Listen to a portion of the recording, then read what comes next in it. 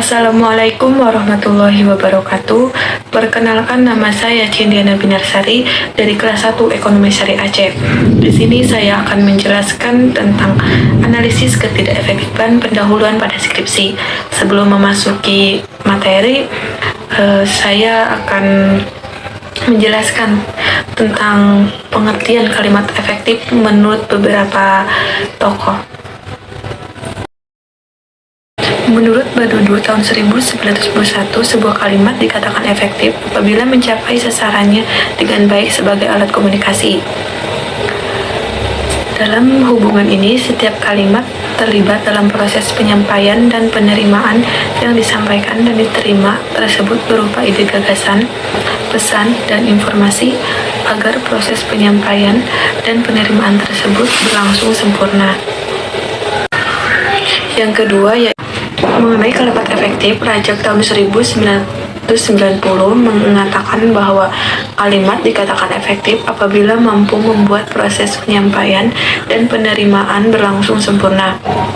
Dengan demikian, kalimat efektif adalah kalimat yang lugas, komunikatif, dan memiliki kemampuan untuk menimbulkan kembali gagasan-gagasan pada pikiran pembaca, seperti apa yang ada dalam pemikiran pembaca atau penulisnya. Yang ketiga itu menurut Susilawati tahun 2012, kalimat efektif ialah kalimat yang memiliki kemampuan menimbulkan kembali gagasan-gagasan pada pikiran pendengar atau pembaca seperti gagasan yang ada pikiran pembaca atau penulisnya.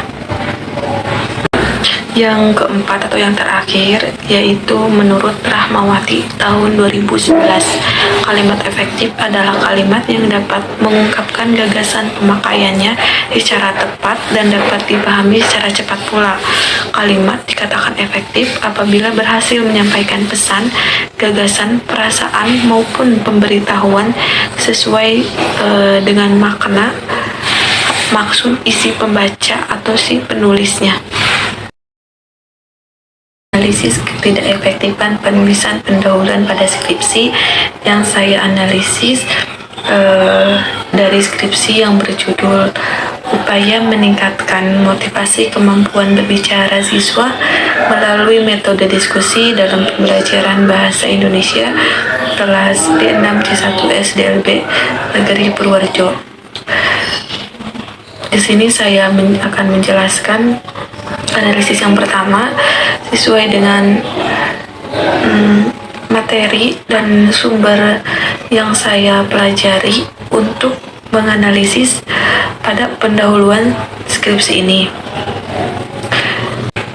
Analisis pertama, kalimat pendahuluan pada skripsi, yaitu dalam pembelajaran di sekolah sering kita dijumpai beberapa masalah adalah kepasivan siswa di kelas.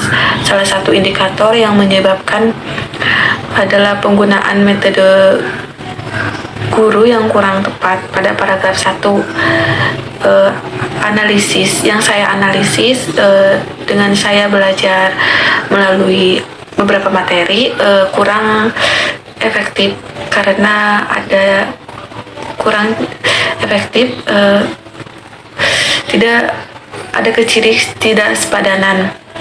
Seharusnya kata dijumpai diganti jumpa dan ditambah kata merupakan dalam indikator yang menyebabkan adalah penggunaan metode guru yang kurang tepat.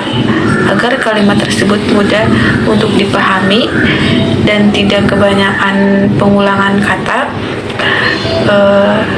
sebaiknya perbaikan kalimat, yaitu dalam pembelajaran di sekolah sering kita jumpai beberapa masalah. Salah satunya adalah kepasivan siswa di kelas merupakan indikator yang menyebabkan penggunaan metode guru yang kurang tepat. Kedua, yaitu agar kemampuan berbicara siswa lebih terarah, guru dan siswa dapat merencanakan strategi pembelajaran yang akan dilaksanakan, ketepatan penggunaan metode, dan meningkatkan keaktifan siswa di kelas. Diskusi kelompok merupakan teknik yang sesuai dalam mengembangkan kemampuan berbahasa lisan. Dengan metode ini diberi kebebasan untuk berpikir, berbuat, berorientasi sosial, serta berlatih bersikap positif. Pada paragraf kedua ini, analisis kalimat ini kurang efektif.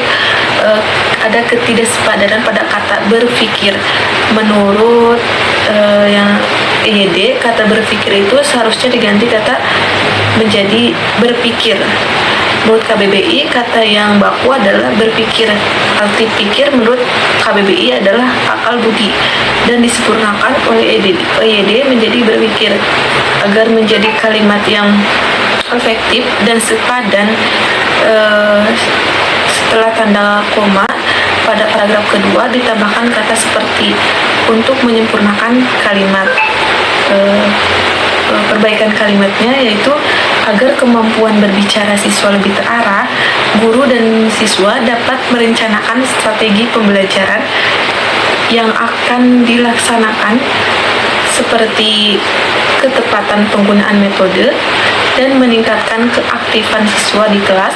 Diskusi kelompok merupakan teknik yang sesuai dalam mengembangkan kemampuan berbahasa lisan.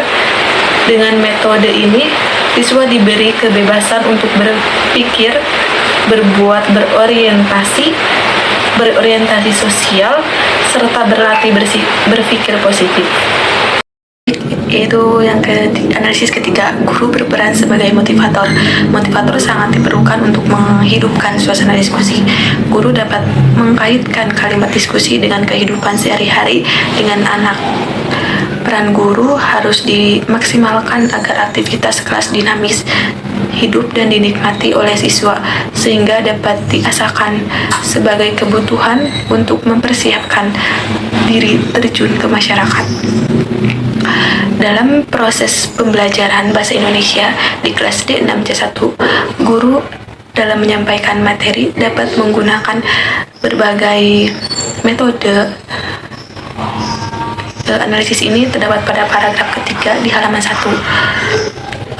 Analisis dalam paragraf di atas, ada ketidaksepadanan dalam kalimat dalam proses pembelajaran bahasa Indonesia di kelas D6C1. Guru dapat menyampaikan materi menggunakan berbagai metode agar menjadi kalimat efektif dan tidak ada pengulangan kata. Sebaiknya kata dalam dihapus dan menjadi kalimat guru lebih berperan sebagai motivator. Motivator sangat diperlukan untuk lebih menghidupkan suasana diskusi.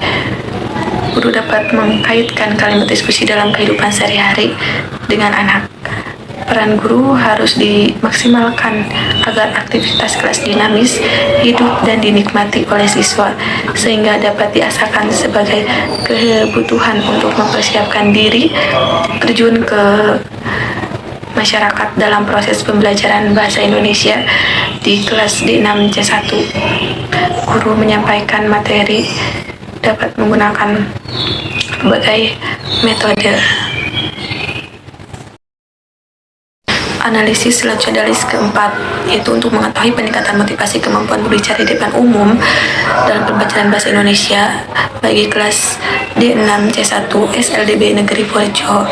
Analisis ini terdapat paragraf 1 halaman 2. Kalimat di atas termasuk kalimat kurang efektif dikarenakan ada kata yang membuat kalimat menjadi tidak padu, sehingga lebih baik disempurnakan kalimat tersebut sesuai dengan EYD. Perbaikan kalimat. Untuk mengetahui peningkatan motivasi kemampuan berbicara di depan umum pembelajaran bahasa Indonesia bagi siswa kelas D6C1 SLDB Negeri Purworejo. Analisis kelima, dalam penelitian ini, penulis berharap dapat memberikan sumbangan pemikiran terhadap berbagai pihak yang terkait. Analisis ini terdapat pada paragraf 1 halaman 3. Analisis kalimat di atas termasuk kalimat kurang efektif karena tidak memenuhi ciri kesepadanan. Hal ini dikarenakan kalimat di atas menggunakan kata sumbangan sehingga kurang padu dan membuat kalimat menjadi tidak efektif. Perbaikan kalimat. Dalam penelitian ini, Penulis berharap dapat memberikan wawasan yang luas terhadap berbagai pihak yang terkait agar mudah dipahami oleh pembaca.